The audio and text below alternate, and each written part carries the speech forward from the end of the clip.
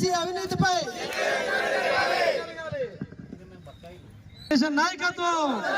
గణేశన్ నాయకత్వం రాష్ట్ర విద్యాశాఖ మంత్రి వెంటనే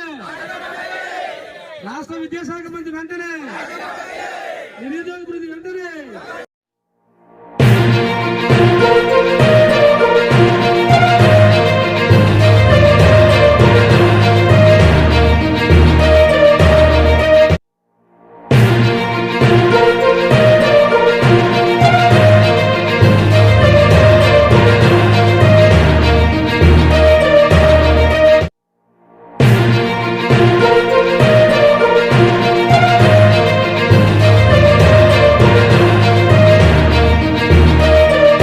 నమస్కారం తెలుపుకున్నా అండి.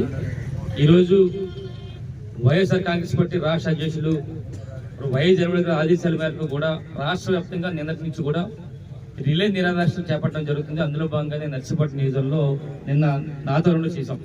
మరి ఈ రోజు గొలుగొండ మండలంలో గొలుగొండ వైఎస్ఆర్ పార్టీ ఆధ్వర్యంలో ఈ రిలే నిరాదీక్ష కార్యక్రమం చేపట్టడం జరుగుతుంది.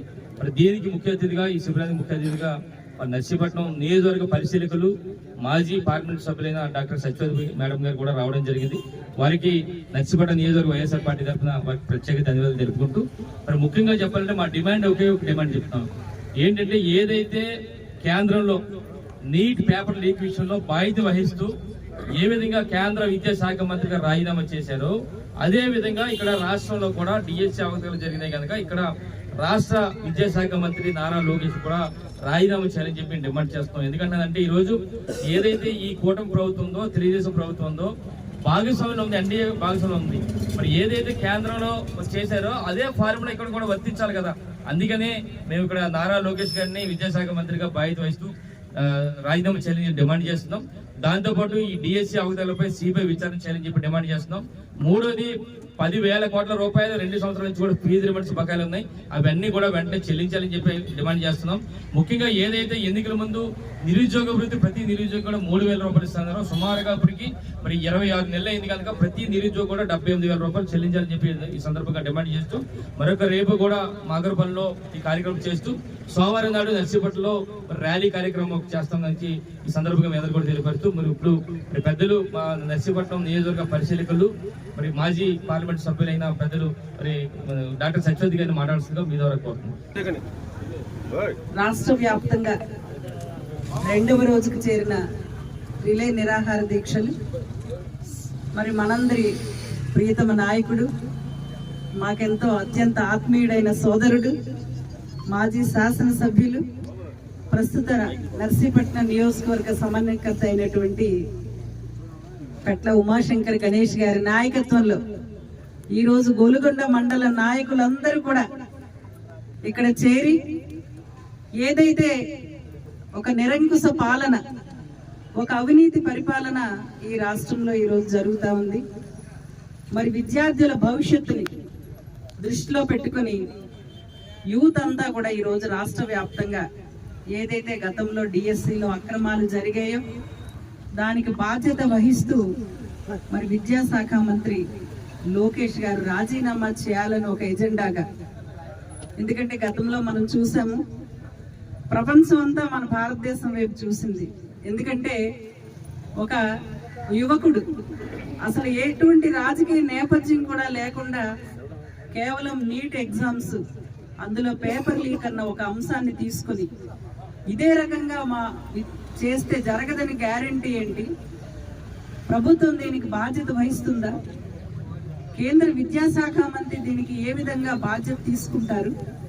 మరి భవిష్యత్తులో ఇలా జరగదని మాకు గ్యారంటీ ఏంటి అని విద్యార్థి లోకాన్నంతా ఏకం చేసి మరి కేంద్ర ప్రభుత్వాన్ని కూడా మెడలు వంచి మరి కేంద్ర ప్రభుత్వంలో ఎంతో కీలకమైన విద్యాశాఖ మంత్రి ధర్మేంద్ర ప్రధాన్ గారిని రాజీనామా చేసేదాకా యువతరం ఎలా గళమెత్తిందో మనం అంతా కూడా చూసాం.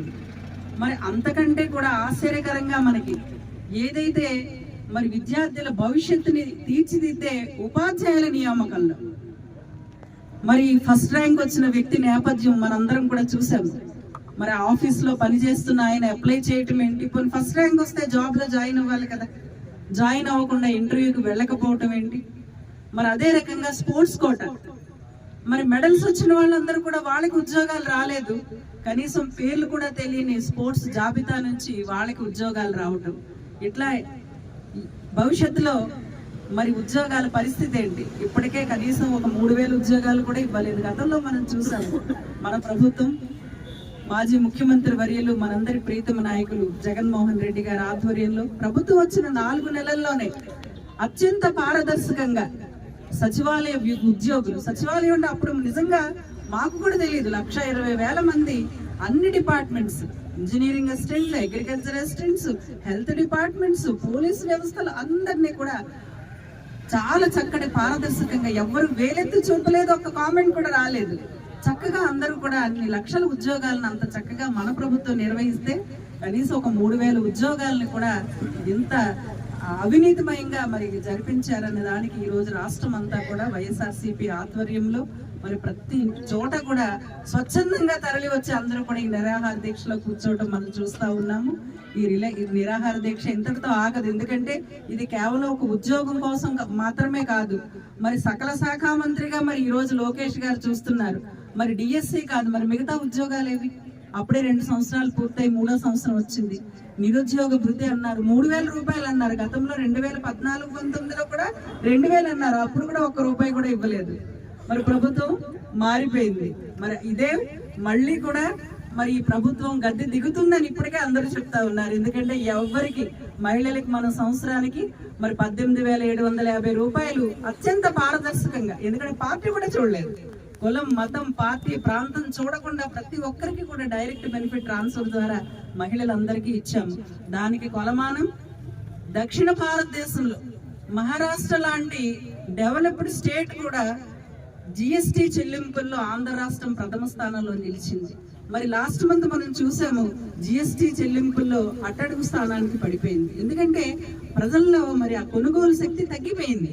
ఎందుకంటే ఎవరికి కూడా డెవలప్మెంట్ లేదు, ఆర్థిక ఆసరా లేదు, భరోసా లేదు.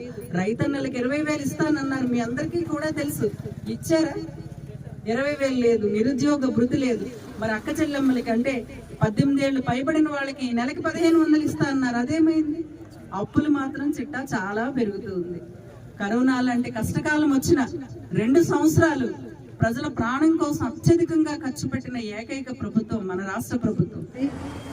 పార్టీ చేస్తున్నటువంటి రిలే నిరాహార దీక్ష అనేది పార్టీ కార్యక్రమంగా కాదు, ప్రజలకు ఏదైతే ఈ మధ్య కాలంలో జరిగినటువంటి డిఎస్సిలో అవకతవకలు, ఈ ప్రభుత్వం నిర్వహించినటువంటి మెగా డిఎస్సి అంటూ దగా డిఎస్సి నిర్వహించింది.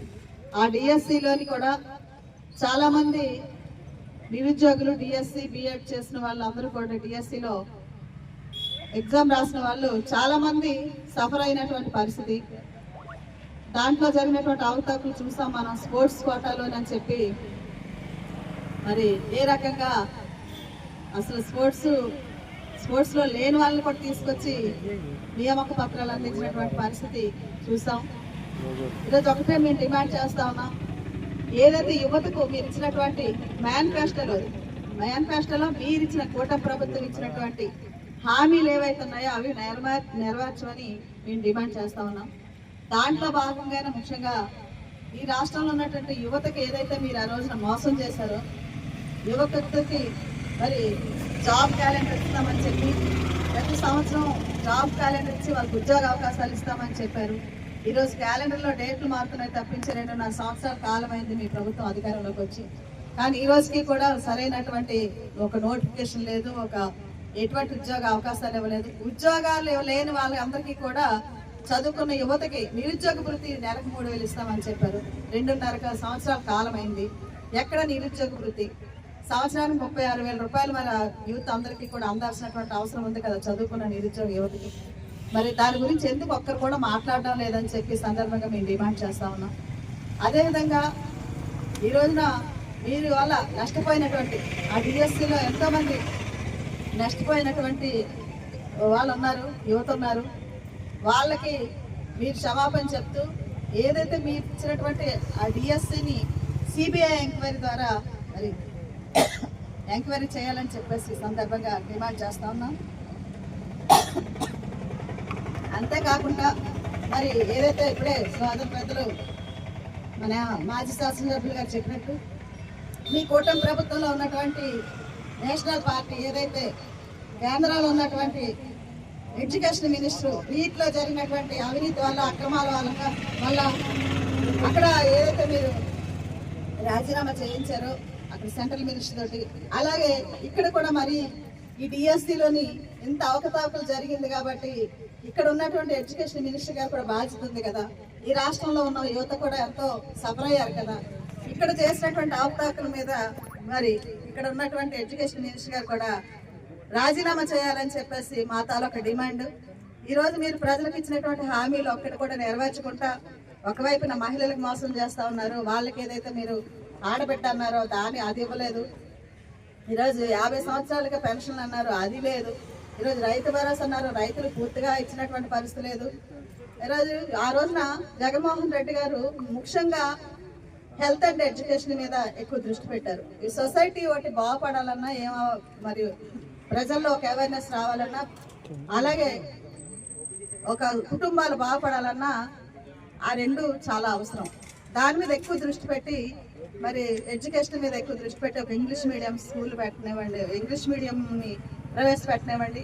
అదేవిధంగా నాడు నేడు అనే స్కూల్ అన్నీ కూడా ఒక అట్మాస్ఫియర్ని బాగా చేయడం కానివ్వండి, ఫీజు రియంబర్స్మెంట్ కానివ్వండి, ఇవన్నీ కూడా చేస్తే ఈ రోజు వచ్చినటువంటి కూటమి ప్రభుత్వం వాటి జోలికి పోకుండా ఎక్కడ కూడా సంక్షేమం అనేది లేదు, సంక్షేమంలో పడిన పరిస్థితి కనిపిస్తూ ఉంది. ఎక్కడ కూడా డెవలప్మెంట్ అని లేదు. ఈరోజు మేము చూస్తాం, ఇప్పుడు ఆ రాయకంపం నుంచి ఇక్కడికి నర్సీపట్నం వచ్చే రోడ్డు చూస్తే మరి అరగంట లోపల రావాల్సినటువంటి రోడ్డు ఇక్కడ వరకు మాకు గంట పైన పట్టింది. అంటే మరి ఇవన్నీ కూడా కనిపించడం లేదు, డెవలప్మెంట్ లేదు, అలాగే సంక్షేమం లేదు. మరి ఎటువైపు చూస్తున్నారో అర్థం కావడం లేదు. కూటమి ప్రభుత్వం పూర్తిగా కూడా అవినీతి మరి ఇంట్లో కోల్పోతుందో తప్పించి మరి ప్రజల గురించి పట్టించుకునే పరిస్థితి లేదు. కాబట్టి ఈ రోజున అందుకే ఇక్కడ ప్రత్యేకించి నర్సీపట్నంలో చూస్తే ఎక్కడ ఏ చిన్న ఇష్యూ జరిగినా కూడా ప్రజల పక్షాన్ని నిలబడి నిత్యం కూడా పోరాటం చేస్తూనే ఉన్నారు ఇక్కడ పార్టీ క్యాడర్ మొత్తం కూడా మరి గణేష్ గారి నాయకత్వంలో. కాబట్టి ఈ రోజున మరి ఈ రోజు ఇక్కడ నిరాహార దీక్షలతో పాటు మరి మండే సోమవారం నాడు పెద్ద ర్యాలీ కూడా నిర్వహించడం జరుగుతుంది. దీంట్లో ముఖ్యంగా మీ ద్వారా నేను నిరుద్యోగ యువతకు కూడా విజ్ఞప్తి చేస్తా ఉన్నాను. ఎవరైతే డిఎస్సిలో కూడా మీరంతా దగా పడ్డారో మీ అందరికి కూడా రిక్వెస్ట్ చేస్తున్నాం, నిరసన ర్యాలీలో పార్టిసిపేట్ చేయాలని చెప్పి. ఇది పార్టీ కోసం కాదు, మీ ప్రజల కోసం చేస్తున్నది, ఇక్కడ ఉన్నటువంటి నిరుద్యోగ యువత కోసం చేస్తున్నటువంటి పోరాటం. కాబట్టి దీంట్లో అందరూ కూడా మరి భాగస్వామ్యం అవ్వాలని చెప్పి సందర్భంగా పిలుపునిస్తూ ఈరోజు ఈ కార్యక్రమంలో పాల్గొనే అవకాశం కల్పించినటువంటి పార్టీ క్యాడర్ అందరికీ, ముఖ్యంగా మాజీ శాసనసభ్యులు గౌరవనీయులు గణేష్ గారికి నా కృతజ్ఞతలు తెలియజేస్తూ సెలవు తీసుకున్నాను.